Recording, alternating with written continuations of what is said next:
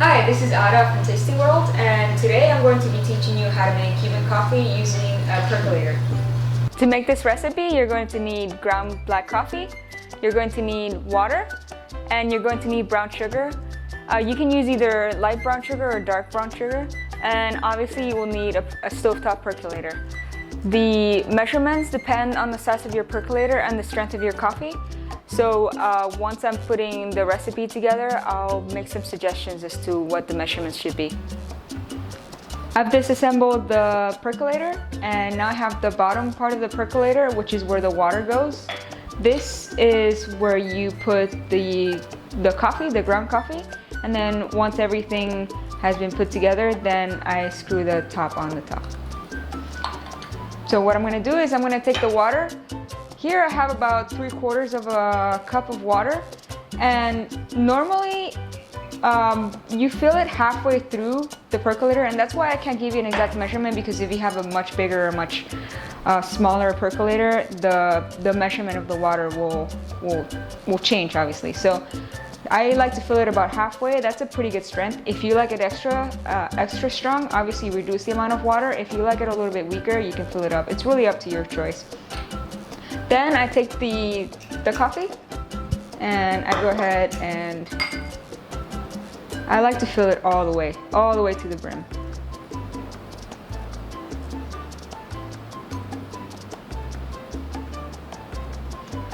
So just fill it. Obviously, if you would rather make it weaker, you can reduce the amount of coffee that you add to the percolator. This is Cuban coffee. It's not known for being weak at all, so I will make sure that this is extra saturated with caffeine.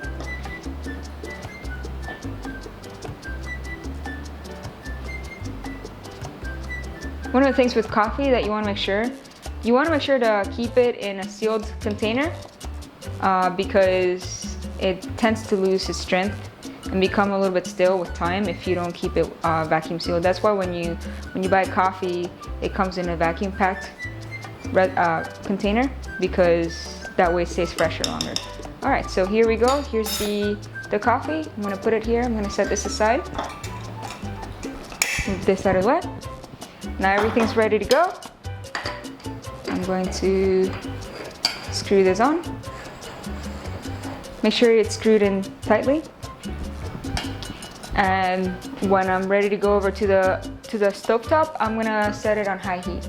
Then over here is the brown sugar. I've used two teaspoons of sugar, and what I'm going to do is I'm going to add it to a bowl or a mug, whatever, something that has high walls, because what you're going to do is, as the coffee is brewing, you're going to take just a little bit and add it to the brown sugar, and you're going to whisk it really quickly with either a really small whisk if you have one, or traditionally we use a teaspoon, and it's going to create a sort of like a paste, like a frothy paste. And once the coffee has finished percolating, then you add it all to the cup or the bowl or whatever it is that you're using, and that's going to create a froth. So that's pretty traditional of Cuban coffee.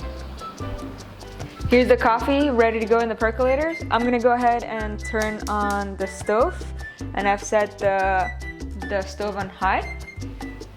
Here I have the brown sugar ready to go. Once the coffee starts brewing, I'm gonna go ahead and take just a little bit. You don't really need a lot, so that I can make that paste that I told you about earlier. While the rest of the coffee continues to brew, you need to act really fast.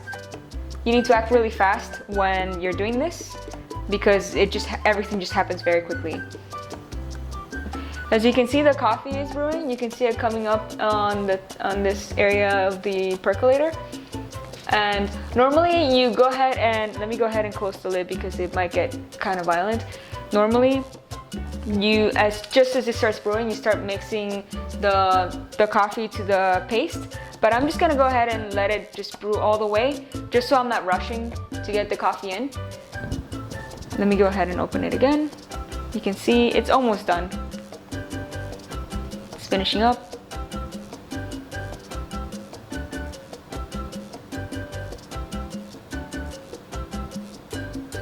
And And I think that's the end of it. So it's probably just a little bit more water, but not much left. I'm gonna go ahead and close this, turn off the heat, and now I'm going to add the coffee. So here's the brown sugar. I'm gonna go ahead and add just a tad of coffee. That's really all you need. You don't want too much coffee because then otherwise you can't make that paste. So I may actually need just a little bit more because there's not enough coffee in there to make the paste. Actually, it looks like it's coming together. You can see that there's a paste going on, and so you just beat it quite vigorously with a spoon. I'll show you in a second once I've finished beating it what it looks like consistency wise. And yeah, just be aggressive with it, you know? You don't have to be gentle with it. You really want to create that consistency so you can get a really, really nice foam. You can see that this mixture has lightened up in color, and that's a good sign. I'm gonna go ahead and stir it a little bit more.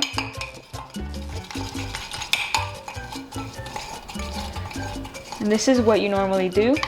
This is what it should look like. So this is actually pretty perfect. So I'm gonna go ahead. And add the rest of the coffee.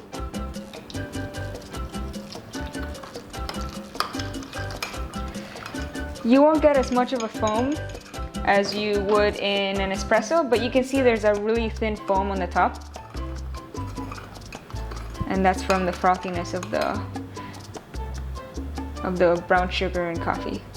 So this is ready to serve. This will yield about 6 servings, but if you're a big coffee drinker and you have the kind of tolerance for it, you can go ahead and drink more. So yeah, this is ready to go. Thank you so much for tuning into my channel. If you have any suggestions for videos that you would like me to make for you, of things that you want me to teach you how to make, go ahead and let me know in the comments. And if you like my videos, please hit like or subscribe to my channel. I really would appreciate it. Thank you for listening. Thank you for tuning in. Have a good one. Hi, this is Ara from what exactly? Is that loud? Sorry.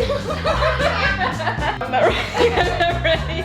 I'll just say go. Hold on. Let me think on happy thoughts. Good. And that light is really healthy. Nice.